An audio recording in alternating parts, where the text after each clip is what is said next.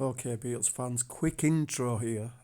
Some extra information about both the interview and the video itself.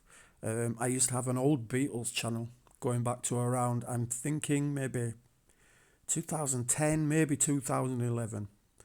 And I think I was the first to upload this interview in its entirety to YouTube.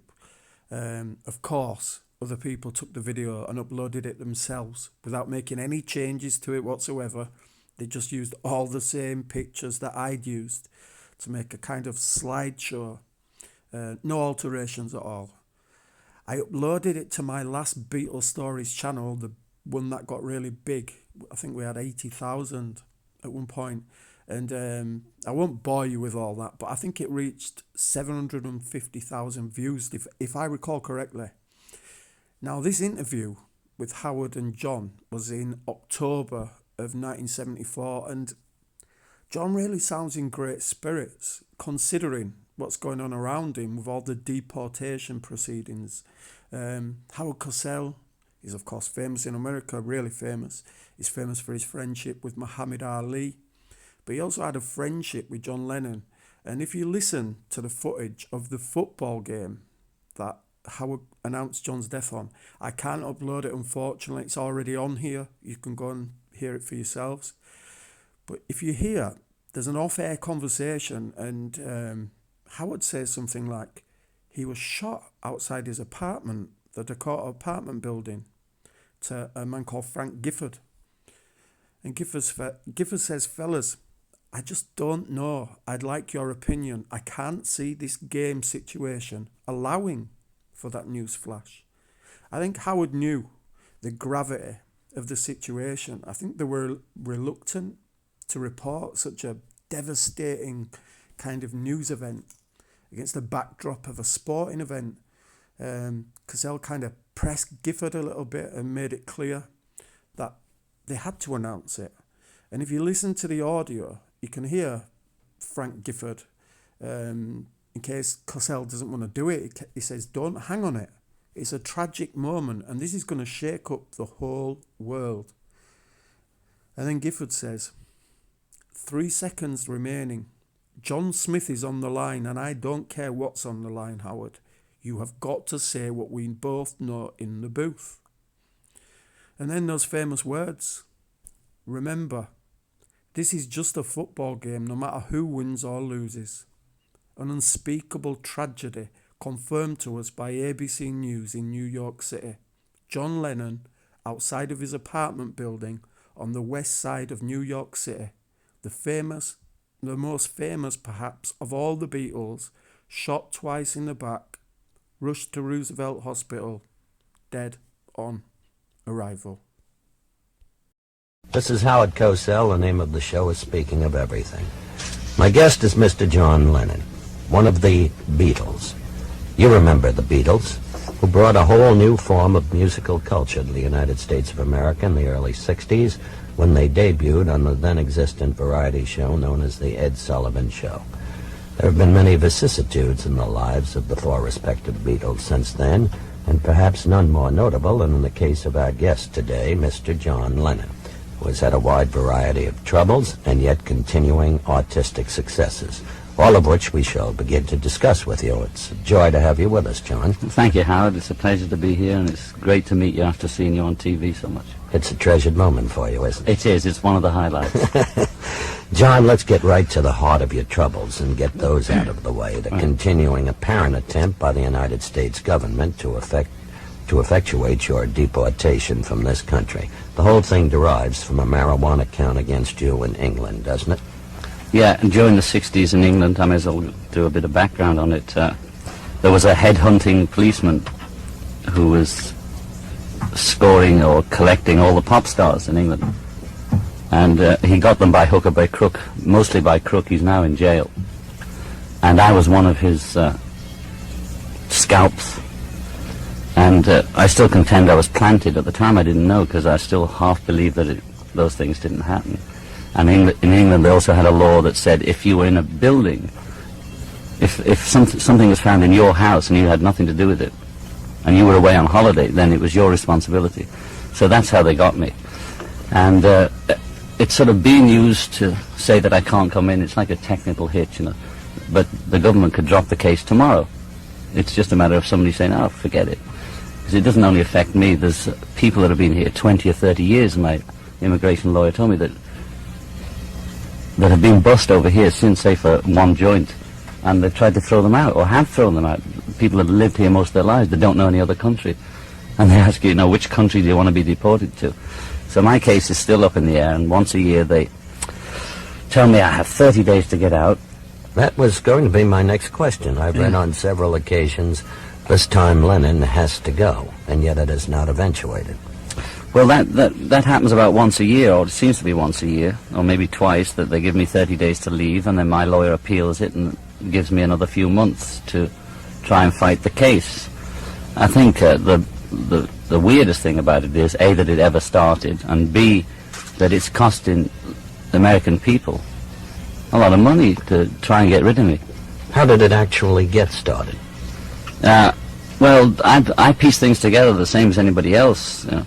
And there was an article by Jack Anderson that sort of astounded me, you know. I mean, I thought something was going on, but I was really astounded. And it seems to have started by a Senator Thurmbold or somebody. Strom Thurmond, yeah, perhaps. That's the From one. South Carolina, yeah. Sounds like something that happens to you in old age. So I got Strom Thurmond in my arm. Well, many people have. Yeah, right. Well, I seem to have got him in my arm too. Apparently, according to the things that I've read, and I don't know for sure either because I'm no detective, but he sent a letter to somebody, sort of suggesting that they shouldn't allow me to stay. And it really stemmed from an article in the Rolling Stone which said that I was going down to San Diego for the Republican convention, which A, it wasn't true because nothing was confirmed. There was nothing set. And it all started after that. And then next minute I knew they were telling me to leave. And I said, why? What for? And it's been going on for 3 years. I've been living in New York for 3 years. And I'm still here, and I don't intend to go because I just think it's wrong. You know? Mm-hmm. I love it here, and they're not sending me back to Siberia. You don't care for England? I like England. It's my home. I like England, Scotland, and Wales, and Ireland. You know, I like the country. It's going to be there. It's not going to go anywhere. You know, but it's good to be in America. It's the center of the world, as far as I'm concerned. And this is where the music came from that influenced me as a child. And we had all the Doris Day movies and the things, and the Heinz beans. We all thought they were English, but, you know, we were like a 59th state in Britain. And I was brought up on Americana, and I feel comfortable and at home here. It's no secret that you've smoked joints in your time. No, it's no secret at all, you know. And the only strange thing about it is when they bust me, I wasn't smoking. I wasn't doing anything. So maybe that's the way the cookie crumbles, you know. I mean, at one period, people had it just out in the houses. I think they still do, you know, just like drink. And you'd go around if people's house. They said, "Do you want to join?" Yes, no, depending on how you felt. It was pretty open. And the only time I didn't have it is when they planted me. There was a question in the House of Lords or Parliament about it because they used 15 men and 2 dogs to arrest me, you know. Really? Yeah, and there was a question about why they spent so much just to arrest me. Mm-hmm. They only had 2 dogs at the time. I just want to spend another minute or two on your case and then get to music, to your career, the career of your former colleagues, and in some respects still. You had wanted the man who originally prosecuted you, the particular prosecutor, plus the chief immigration officer, your attorney had wanted them as witnesses for you in a more contemporary proceeding. Isn't that so? Yeah, that was about 3 or 4 weeks ago.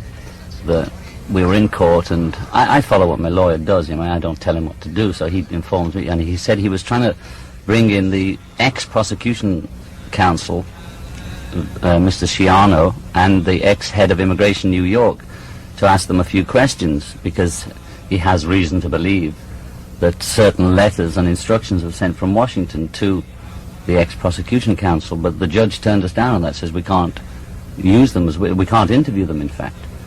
And what was presumed to be in those letters that would serve as your cause? I'm sorry, the whole point was, when it started, the immigration people were adamant that it was their own local decision, and it was a technicality that it's unfortunate, but nothing can be done. It's the law. And all the time we disclaimed that and said, no, we think the instructions are coming from Washington. That was a gut reaction. We didn't believe that it was just a local case and they were just treating me the same as any other person, you know, when murderers and rapists are allowed in, and heroin dealers, and the biggest dealer in the world is allowed in, who's not an American. And millions of cases which we have on file of people being let in. Well, that's an exaggeration. And we contended that they were getting instructions from somewhere else, and they contended not. And it turned out subsequently that we were right. But now we can't, they won't let us get at the people who would be honest about it, because they have no axe to grind. But we're not allowed to talk to them. So the thing hangs heavy over your head, and it must be a very difficult process of living for you, loving the country, as you've already described it, knowing that the prosecution continues. Yeah, I try and forget about it, and I try and keep my head buried in my work.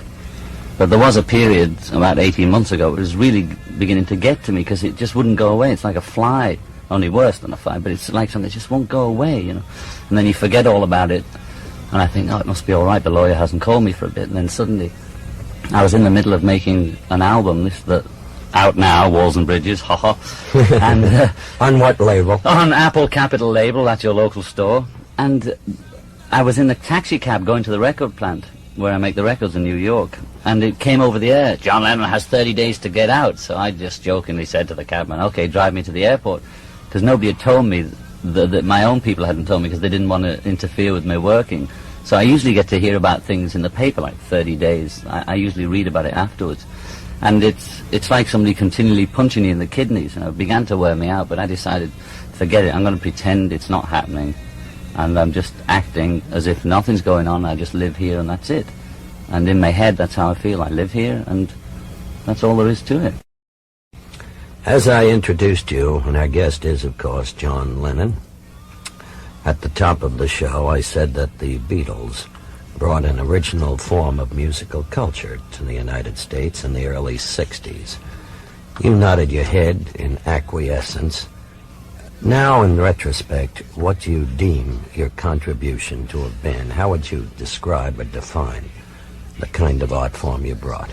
I think, along with, as a direct result of rock and roll, that means Bill Haley and Elvis Presley, although Elvis Presley was the main influence.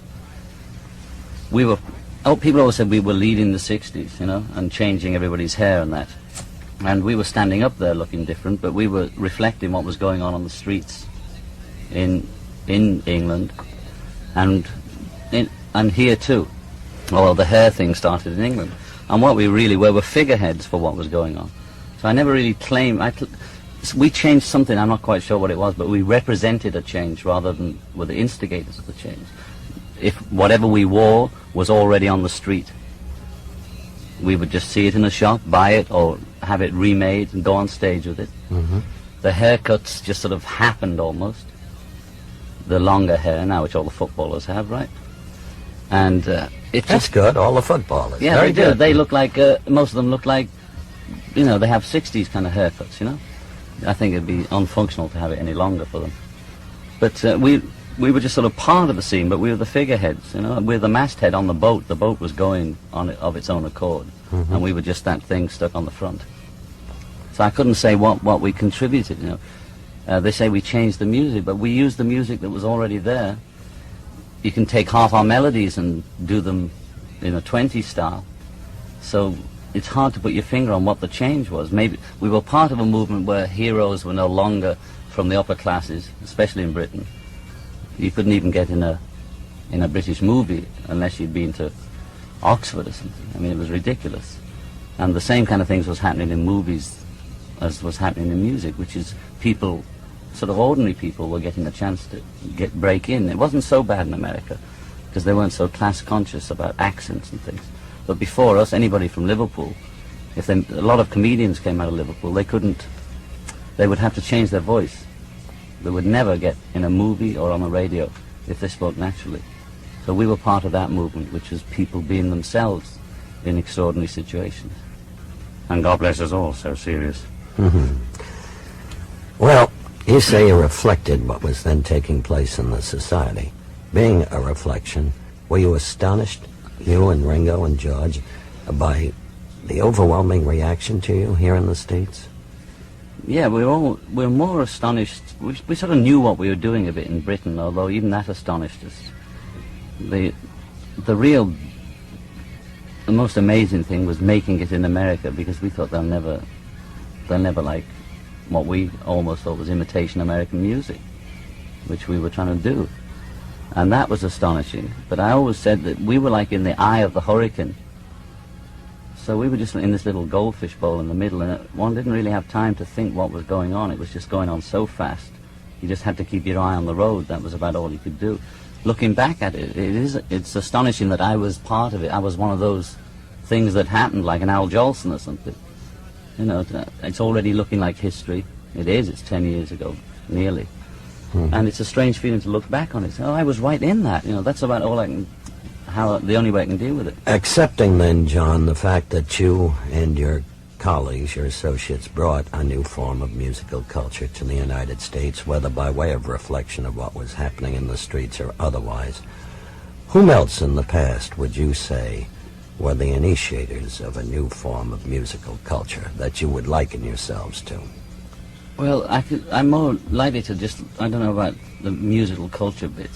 They say these phenomena, which is I suppose what we were, happen every 10 years or so. There was 10 years between us and Presley, and apparently there was 10 years between Presley and Sinatra. So you would say Sinatra and Presley? Yeah, and evidences possibly of Bing, but it's almost more like we were the rock and roll period, which was a 10-year span of birth and formation into different kinds of music. Now, and Bob before that Dylan, was the jazz period. Bob Dylan was basically a contemporary of you fellows. Yeah, he virtually made it around the same time as us, 64, 65. When would you say his fame became international, like yours? He got international probably around about 65, 66, when he went rock and roll. Because before that he was straight folk, as it were. And he was Woody Guthrie incarnated. Would you characterize him as a phenomenon? Oh, yeah. He's a phenomenon, yeah, sure. When was the last time the four of you were together? Must have been at least 3 or 4 years ago. I've been in America for 3 years. I don't think I've seen George over here once. That's 3 years ago. So it must be 3 or 4 years. Paul, Ringo and I were in Los Angeles about 6 months ago together. Paul was in New York 3 months ago. I was in LA with Ringo 2 months ago. George is on his way over to start his tour. I'll go and see him, folks. And I'll probably see him before or after the tour. I'm almost thinking after, because he'll be so wound up before the tour. Obviously, it's very difficult for you all to be together, even if only in the light of your own difficulties and going into and out of this country. Yeah, because George and Paul also had a little problem with the dreaded devil weed, and they have trouble getting in and out of the country. But if you apply 8 months in advance, you might get in. Do you think there's any possibility, giving way to the concession of possible legal clearances, of the four of you ever working together again? Yeah, I think it's quite possible, because there'd be no reason not to. Now, whether we do live performances is another matter. That's a whole ball game. But it's quite feasible that we'd make records together, because I've worked with Ringo. I've worked with Ringo and George. The only one I haven't worked with since the breakup is Paul. And I've worked with Elton John. I've worked with Harry Nilsson. We all work with lots of other artists. So why not each other? It's quite possible. There is a remaining and enduring affection between and among you. Yeah, we went through a sort of divorce pangs period where we were all a bit uptight with each other. And I think it was mainly... Why? I think it was mainly, looking back on it, from my own part, it was mainly fear, even though I wanted the Beatles thing to end. I felt as though I couldn't breathe if it went on any longer. And also it was sort of dying, you know. Do you think it was smothering you individually? Yeah, it was that, and we were no longer enjoying it. And all through it, we really did enjoy it. There were lots of messing and times we hated it, but basically we did it because we liked it. The rewards were as a sort of bonus. We wanted to be musicians, we liked working together. It got boring, and I think we went through a little trauma of divorce because it was scary after being with people for 10 years suddenly to be out on your own. It's so cool saying, I want to leave you to anybody that you've been with for a long time, and then suddenly you're out on your own. And I think we've all adjusted to that. We're all doing well with our records, so that makes us confident enough to relax about it. And I think we've all established ourselves as individuals now. And so that's all over, and we are good friends. And whenever we meet, we spend a lot of time over a bottle of wine reminiscing, you know. Remember when we were in so-and-so, and that girl jumped on your head. Yeah, remember this, remember that. So we're quite happy about it. What have been your most recent works? Walls and Bridges album out now. Which you mentioned. Well, did I mention that? Oh, yes. And there's a single from it out now, which is Whatever Gets You Through the Night, featuring Elton John on piano and vocal harmony. And I just finished that album. It took me 6 weeks, which is pretty good going. And I'm now back in the studio working with some tapes that I started in '73 with Phil Spector. And I'm just getting that ready for maybe January. But you have complete individual confidence now, as you indicated in the earlier sentence. Yeah, I think it was just that feeling of suddenly being on your own after having other people to lean on. We're all leaning on each other for a long time, and I think it was good that we separated and sort of found our way around a bit. Now, you talked earlier about the music of the 60s. We are in the music of the 70s. How would you characterize that music differentially from the 60s? Well, I think a seed was planted in the 50s by the early rock and rollers. It became a young tree in the 60s, and now it's sort of branching out into all different forms. But the seeds were already there in the 60s and the 50s. And now you're just getting variations. It's a bit like jazz. Although I don't know a lot about jazz, early jazz, I do know that it started out as one form. Then it got a little more diverse, a little more complicated. You got your avant-garde, you got your traditional, you got your blues, you got all these different fields of jazz, and I think that's what's happening to rock and roll. And it's almost killing it as well, because I think jazz got a little throttled by intellectualism. And it's an interesting statement. You said it's almost killing it as well. I think jazz got a little throttled by intellectualism. Is that a vocal implication, that intellectualism is throttling contemporary music? Yeah, I'm partly to blame myself as well. It's sometimes take too much thinking about the music and discussing it and not doing it. And I think it seems to happen to all forms of art or culture, even sport, not even sport, everything. What we seem to do is we have something, and then we refine it, and we refine it, and we refine it, till it's no longer resembling what it started out to be. And it has its own set following, but it loses some kind of natural spirit to it. And I think rock and roll has, that started a few years back, and it's still happening. I don't think it'll kill it for good. I think it's a kind of music that'll be around. There'll be jazz, there'll be rock and roll, there'll always be that kind of music, but I think it's in danger of taking itself too seriously. What is your feeling about those who object to so many of the lyrics extant today? I think I understand them, but most of us, quite a lot of us anyway, use four-letter words. You know, I know most men do. Usually they don't when women are around, which is some kind of it's hypocritical, really. But it depends, you know, who the woman is. And I think that kind of thing is the same kind of thing that used to ban books. You know, words can't kill you. And people that banned words in books, it didn't stop people buying those books. The books were smuggled in. If you couldn't buy Henry Miller in the early 60s, you could go to Paris. In England, we used to go to Paris, and everybody would buy Henry Miller books because they were banned, and everybody saw them. All the students had them. And I think if they, if there is a problem with lyrics and words of records, I think then they should have, like they do on TV, saying on this show, this radio show, we're going to have a few lyrics that might upset people, so don't listen to this show. Because I think we should be able to express ourselves without, as long as we don't harm anybody. And I don't believe words can harm you. You've fallen prey to those charges to some extent, haven't you? Yeah, I had a record a few years back called Woman is the Nigger of the World. and a lot of stations wouldn't play it because they said their black listeners objected to the word nigger, but actually it was mainly white people that objected to it. You know, it's a tricky psychology there. And of course now that one could probably get away with it. This is only 3 years ago.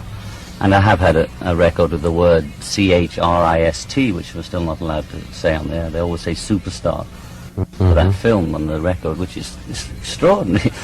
And words like that, you know, everyday words. And I think it's ridiculous, and it is changing, and nobody can stop it. It's like something that has to happen, and people are trying to hold it back, like trying to King Canute, trying to hold back the tide. I want to get back to your earlier discussion, which I found most interesting, this subject of throttling with intellectualism, because you threw in an almost parenthetical aside. You said, I myself am guilty of that. How are you guilty of that? Because there was a period, and I can't put my finger on it, when I was trying and thinking so hard about the music that it wasn't spontaneous anymore. It didn't have any life in it. I'm not saying it went on for a long period, but I found myself treating it differently from the way I treated it all my life, which is just music, and I get into it and like it or don't like it. And I started looking at it too much as a quotes unquotes art form, and even with the lyrics, and it was limiting what I could do. You know, I would say, well, I'm not going to use that cliche.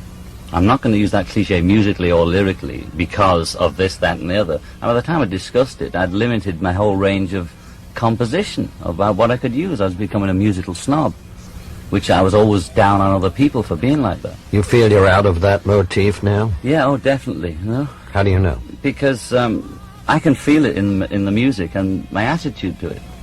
I can also feel, if you hear my new album, Walls and Bridges, out now. On an Apple Capital on an label, Apple Capital label in your local store. Yeah, there's no... I allowed myself to go in any direction I wanted, meaning it's a sort of hodgepodge of different kinds of music, and some of it's very poppy, some of it's bluesy, and there's no limit to it. I have not limited myself by trying to say, oh, I've done that before, therefore I won't do it. This has been done by so-and-so artist, therefore I won't do it. It's not original. I've just gone back to making music that I like. All right, so you're not now involved with what you earlier termed a refinement and a re-refinement. What then can be your new contributions to the musical culture? I think my greatest pleasure is writing a song, words and lyrics, that will last longer than a couple of years.